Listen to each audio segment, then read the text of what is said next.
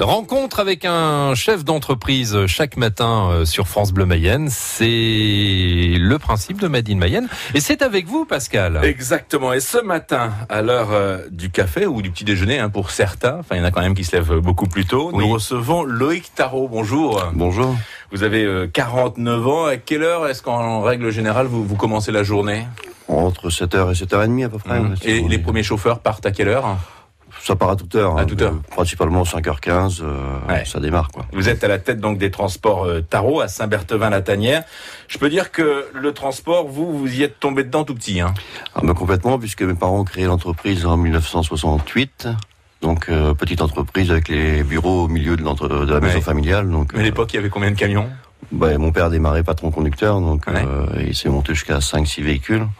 Donc le bureau dans la maison, donc on a grandi à travers avec les conducteurs, avec les aléas du transport, quoi. Presque avec le volant dans les mains, alors. Complètement. Ouais. Alors, vos parents, vous l'avez dit, ont créé l'entreprise en 1968. Alors, évidemment, ça a influencé votre avenir professionnel. D'autant plus que dès tout petit, j'ai toujours voulu conduire un camion, donc ça a toujours été une passion, quoi, en fait. Et aujourd'hui que vous êtes à la tête de l'entreprise des transports Tarot, est-ce que vous conduisez toujours des camions ? Un petit peu, parce que j'adore toujours le métier, mais je l'ai fait pratiquer pendant 7 années consécutives, à partir de mes 21 ans, en fait. Quoi. Donc, ça vous a permis quand même de connaître le métier avant de prendre les rênes de l'entreprise, Complètement, ouais. Puis aujourd'hui, ça me permet d'entretenir de bons rapports avec mes conducteurs, et puis je partage leur passion, en fait. Parlez-nous justement de votre entreprise, si vous deviez nous présenter les transports Tarot. Les transports Tarot aujourd'hui, c'est 70 collaborateurs, donc on travaille 60% en frigorifique, donc en produits frais, donc notamment avec une grosse entreprise de Laval, forcément. Et donc on parcourt principalement le nord-est de la France, quoi. Combien de camions ? 60 véhicules. Est-ce que vous avez déjà calculé le nombre de kilomètres que vous faisiez par an ? 6 millions de kilomètres par an, 25 000 kilomètres par jour, quoi. D'accord, quand même, ça fait du monde sur les routes. Des chauffeurs qui partent pour la semaine ? Pour les conducteurs frigo, oui, pour la semaine ou sur 2-3 jours consécutifs, quoi. Et on a une activité groupage, en fait, sur une agence au Mans depuis 4 ans maintenant. Qu'est-ce qu'une activité groupage ? On développe, en fait, le marché de 1 à 6 palettes, en fait, vers toute l'Europe, via un réseau volupal, en fait. Ce qui nous permet de nous diversifier, de nous écarter un peu de la concurrence frontale des transporteurs étrangers, malheureusement. Donc là, on n'est plus sur le frigo, alors ? Non, on n'est plus sur le frigo, là, on est sur l'industriel, quoi. Donc c'est 40% d'activité aujourd'hui. Et alors là, vous transportez quoi ? De tout, de produits mécaniques, de produits industriels manufacturés, un petit peu de matières premières, un petit peu de tout, quoi. Est-ce que je peux dire qu'il y a 2 activités, donc l'activité frigo, davantage sur Saint-Berthevin-la-Tanière, et puis l'activité industrielle plus sur le Mans, alors ? Voilà, complètement, ouais. Et bien que on s'appuie aussi sur l'agence du Mans pour le frigo, puisque nos conducteurs journaliers vont en Bretagne, au Pays de Loire, et reviennent sur le Mans, et les conducteurs nationaux repartent du Mans, ce qui nous permet d'atteindre l'est de la France en moins de 9h, quoi, ou 9h, 9h30. Quoi. Et vous nous l'avez dit, c'est une façon aussi de répondre à la concurrence. Eh bien, on va continuer à en parler si vous le voulez bien. Loïc Tarot, c'est notre invité ce matin des transports Tarot. La suite dans 1 minute à peine sur France Bleu Mayenne. France Bleu. Chaque samedi matin, sur France Bleu Mayenne, Fabienne Joubrel vous informe. Vous avez un magasin de 50 mètres carrés avec une réserve de 30 mètres carrés. Il y a juste à poser ses valises et commencer à travailler. De nombreuses entreprises sont à reprendre en Mayenne. Sur le sud du département, cette entreprise est bien implantée sur le secteur. Dans tous les secteurs de l'artisanat. Un institut de beauté sur le Pays d'Ernée à 15 minutes de Laval. Une entreprise à reprendre avec la Chambre de métier de l'artisanat tous les samedis matins à 7h10 et sur francebleu.fr. En Mayenne, on sait bien travailler la terre. Chaque jour, les agriculteurs mayennais nous racontent leur parcours, leur travail, leur passion. Je fonctionne sur un hectare, donc une toute petite structure. J'ai un micro-tracteur qui me sert essentiellement à préparer la terre et ensuite, pratiquement tout le travail est fait à la main. Partez à la rencontre des agriculteurs mayennais sur France Bleu Mayenne. France Bleu, France Bleu Mayenne. Déjà 9h moins le quart. Made in Mayenne avec Koi Centre d'affaires. Bureaux, locaux d'activité et services pour l'efficacité des entreprises dans un cadre d'exception à Laval et sur www.koisuccess.com. KOIsuccess.com. Deuxième volet de Made in Mayenne.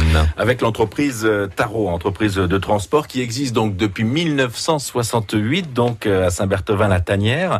À quel moment est-ce que vous avez repris l'entreprise ?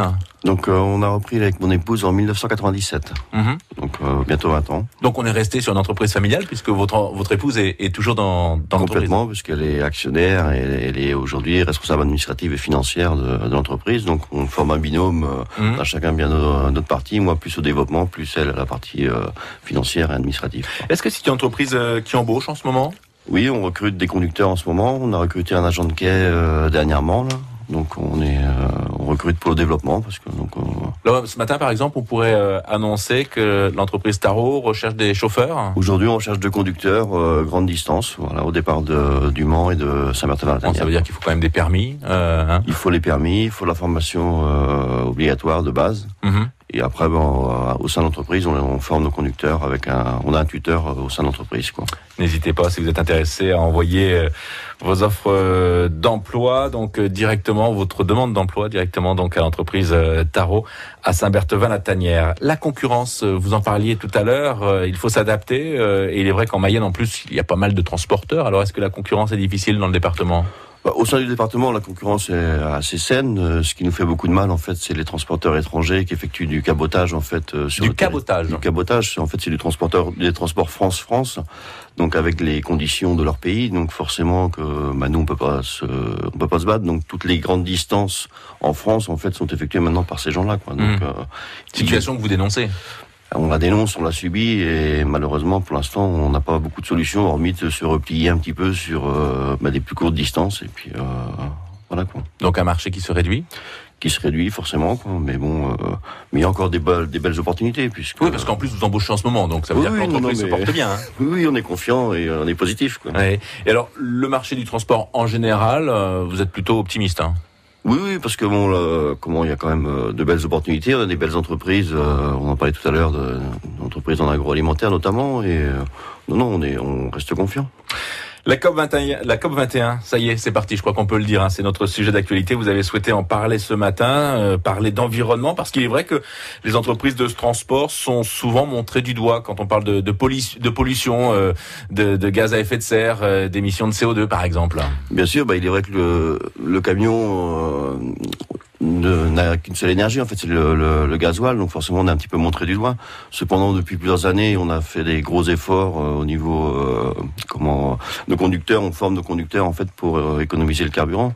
Et nous, l'entreprise a signé en 2012 la charte CO2 avec l'ADEME et l'État, ce qui nous permet d'économiser à peu près 150 tonnes de CO2 par an, quoi. 150 tonnes de CO2 par an, ouais, c'est ce que vous avez pu faire justement en formant vos chauffeurs à faire des économies finalement en roulant tout simplement. Voilà, donc on a bridé les véhicules à 85 km/h. On les a formés à l'éco-conduite, c'est-à-dire l'anticipation. Et aujourd'hui, en fait, c'est un petit peu la conduite éco-sécuritaire. Donc, conduite plus souple, c'est ça ? Conduite plus souple, on anticipe, et puis ce qui permet aussi d'améliorer l'image du véhicule poids lourd sur la route, quoi. Et puis des poids lourds qui durent peut-être aussi plus longtemps. Exactement, donc des gains de productivité, donc qui nous repositionnent un petit peu. Mais en matière de rapidité sur les livraisons, alors ? Disons que le réseau routier s'étant amélioré, donc aujourd'hui on arrive à tenir des moyennes commerciales en roulant moins vite, quoi. Parce que la puissance nous permet d'avoir une vitesse constante et donc on n'a pas perdu en productivité. Et vous voulez dire par là aussi que les chefs d'entreprise, les transporteurs sont préoccupés aussi par l'environnement alors ? Complètement, puisque c'est aussi moteur de l'économie, quoi. On voit aujourd'hui, hein, dans chaque activité, c'est des nouveaux moyens d'isolation, c'est des nouveaux systèmes qui nous permettent nous de transporter aussi des choses derrière. Donc non, il faut pas aller contre ça, il faut aller de l'avant, quoi. Et vous avez de l'espoir sur la COP21 ?